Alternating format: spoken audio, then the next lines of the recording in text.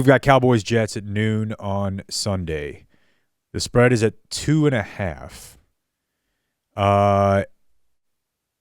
If you look at where the Jets are right now, they're kind of one of those teams that you think is just going to play exciting games, can score some points, maybe squeak out your 7-8 wins at the start of the year high side. They suck.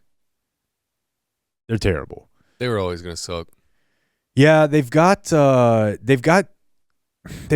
exciting pieces, but who doesn't? And if you look at here's what I'm going to do. I'm a homer, right? I'm a Cowboys homer.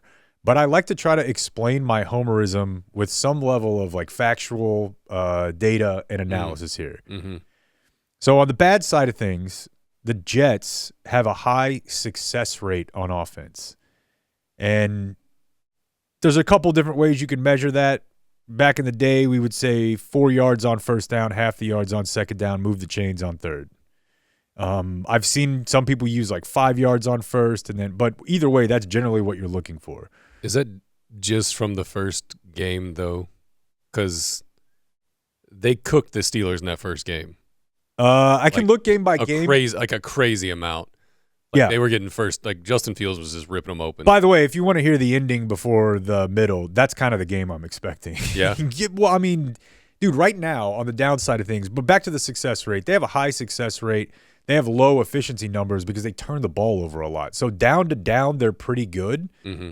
They just turn the ball over a lot. So for me, this game is interesting because I know Dallas can't win down to down. They're giving up 9.5 per attempt right now. They're giving up a quarterback rating of 123. They're giving up a 73% completion percentage. A few weeks ago when we were in the den, it might have been the last game. I can't remember. Maybe Bears. The start of the game, I was like, we're just going to play Big 12 2008 football all season. Because anything you want is there. Mm-hmm. It's going to come down to a timely stop or a mistake, one way or the other. Dallas has allowed 10 passing touchdowns, but they only have 1 interception. So if they can't go get ball against a team that turns the ball over a lot, that's a problem. You've still got Deron Bland. You could only expect him to get – it would stand to reason he would get better as the year went on. You have to think he's still good. There's no reason to give up on him yet. Diggs had at least one of those, holy shit, where did he come from on the screen plays against Green Bay? When he's in it, he's still really good. This is not a team that should have 1 interception. And if they can't go get it against Justin Fields, that's what? You're now a third of the way almost through the season with 1 or 2 picks? That's not going to work. It feels like they don't, or Eberflus doesn't quite know what kind of game they're getting into each game. Or he has a read on it, but he expects the offense to play some kind of complementary football. The Eagles, coming out against the Eagles and just playing a really deep shell of throw everything in front as if they wouldn't grind you into absolute fucking dust, with just a matter of time, and Jalen Hurts with his legs. I was like, why are you choosing this way? Yeah. Why do you want to play defense that way? And they've done that in every game where it feels like they're expecting something else to happen. Their offense is going to spot them points or something. And then Bland being out, Diggs not being quite up to speed, it doesn't really give you any tools to attack the ball. But you're right. If they have that much invested in the secondary, you got to make a play because nothing else is going to happen on defense. They're not going to do anything else. The spread of 2.5 feels low. I just think the Cowboys are going to be able to keep scoring points. I thought the Jets defense was going to be a lot better. I don't know why. I just assumed it would be because Aaron Glenn and they have some pieces that I'm oh. But I think I underestimated the ability for dudes on shit teams to just have insanely bad years. They just pop up out of nowhere because you're not going anywhere. They're so up and down on bad defenses and bad teams where it's this corner will be an all-pro one year. I've seen it happens in Miami every other year. They'll have someone that pops up and then he'll get paid, and then it's yeah, I'm not really motivated anymore. I'm not sure Sauce Gardner's given a whole lot of Fs this year. Yeah, it's that type of dude, right? It's obviously can be best at his position if he truly wants to kill himself, but he's gotten to the point in his career where he doesn't have to do that constantly. And I thought their defense was going to be good. It sucks ass. They've been torched. So another week where we can perhaps continue the Dak MVP campaign. I'm here for it. Yeah. You ready? What? For Dak MVP? I would love that for you. Listen, you can say it like that if you want. We spent a lot of time with you guys telling me he was as done gets. And I wasn't reaching by saying I just think he can play like he did in 23. Maybe better because he's got Pickens. I was adding 2 and 2 and getting to 4. It's not like I was. I don't want to have this conversation again, but it's just Dak is good. I'm just tired of him. That's all it is. Yeah, I'm tired of him. It's post-hype prospect, and I get being tired of him, but there is something to I can divorce myself from the fact he thinks Dude Perfect is funny because he's not Russell Wilson. Well, you know what I mean? Russell Wilson. Hey, let's begin doing the high five to everybody. Everybody's laughing at Russell Wilson. I'm not saying nobody in there is laughing at Dak, but in general, I think they think oh, he's unk, for example. Yeah, and that's only part of it. But it's not an exciting game. He's going to put up MVP numbers. They'll flirt with 500. If they get in, they'll get trounced. I'm tired of this game script. Just let's try something else. I want a different season of a different show. I'm tired of this Dak Prescott. Be careful what you ask for. That's totally fair. Yeah, but even if we do suck, then we're picking in the top 10 for the first times, I don't know, in how long? Which would be more fun than picking at 12 or 15 and getting another guard. Yeah, that's just really dicey, man, because then it's got to be the right year. It's got to be the right QB class. Sure, but I want to see that. You want to fast forward to that? I've seen this Dak 500 not make any noise in the playoffs. I've seen it for a decade.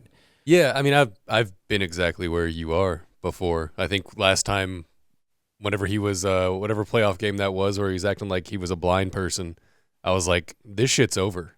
I was like, this has to end. Yeah. It's like, I've seen this movie. And yeah, I'm past the stage of being interested in anything he does, but I think it's kind of funny at this point. Well, I don't. Whenever he cooks. So the Jets did a really weird thing where I'm on the PR list where I get the game notes, and typically it's here's a few things, but they actually sent out what they call their flight notes, and it's what the Jets do well. I've not seen any other team do this. Pretty short. That's cool. Yeah. I think we actually I might know a guy who works there. I'll forward this to you because it's good stuff. I'm afraid of Quinnen Williams. Yeah. Against backup guards. According to the flight notes, Quinnen Williams has the best run stuff percentage. He's been awesome still. Yeah, and he can play. Pressures the quarterback, stops the run, and if the Cowboys can't run the football, then I don't know. Sauce on Pickens scares me. Yeah, it does. I would say that the offensive line has been better than I expected it to be, given all the conditions. And I don't know, what's our status on – do you have the updated injury in front of you? No, I mean, I know BB's out for a few weeks, Booker's out for a few weeks, so it's going to be Hoffman and Bass, I would imagine. Hoffman looked okay. And you know what? Watching the sounds of the sideline, he was a lot more vocal than I expected for a backup. You know he's trying to be an influencer? Go on. He's just on Instagram. He's like, what does an NFL offensive lineman eat in a day? Oh, no. He's doing that bit. Where, I mean, if you're a backup and you got time, cool. But let's see if he's posted recently. Okay, here's him. He's in the studio with a chef whipping it up. Who's this over here? Huh. Okay. Anyway, he just talks trash on Instagram. I like it. Yeah, and he'll do the influencer videos and whatnot. He's like big Baker Mayfield. He has a kind of a D-bag haircut. Yeah, that's good. D-bag beard, but he looks like a badass. Also, in any case, they can get by. Garrett Wilson.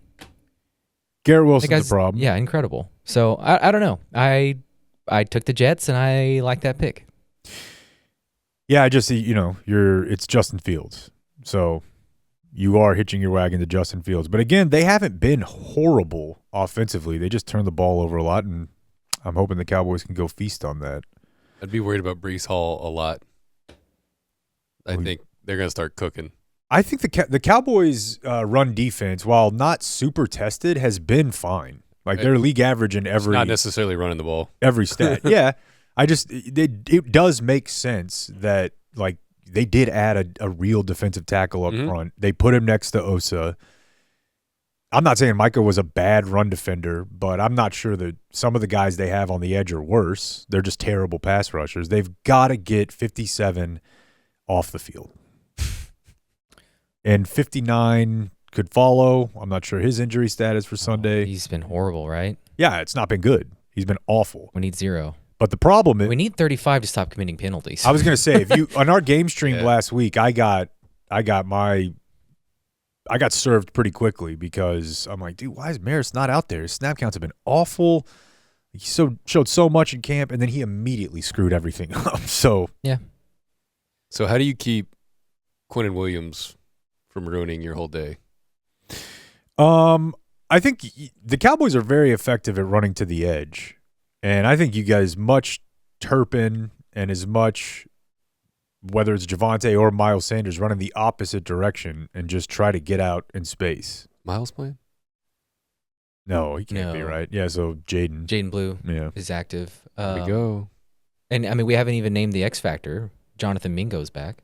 Are you being sarcastic? Yeah, of course I am. He's not good.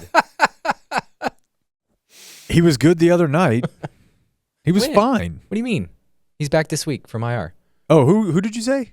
Mingo. Oh, I thought you said Clowney. I was thinking of two spares. Mingo. I forgot Mingo was on the team. Yeah. Clowney should play more than 20 snaps this week, and he looked fine. So, yeah, fucking Mingo. What are they going to do with him? I think you should stop pass rushing and just run rush. The thing that drives me crazy is that every single guy you guys bring up on offense is a guy who's not Hunter Lipke, which means he's not getting the ball. Jake Ferguson's getting the ball, dude. He's cooking. Jake Ferguson. Fergie's going off. Finally got the TD last game, but I feel like the basics, if you get a corner on him near the end zone, just letting him box out somebody, he's gonna win that route. Dak's gonna put it on him. I think he's got 10 touchdowns in him this year. He's just got a long way to catch up after, 1 through 4.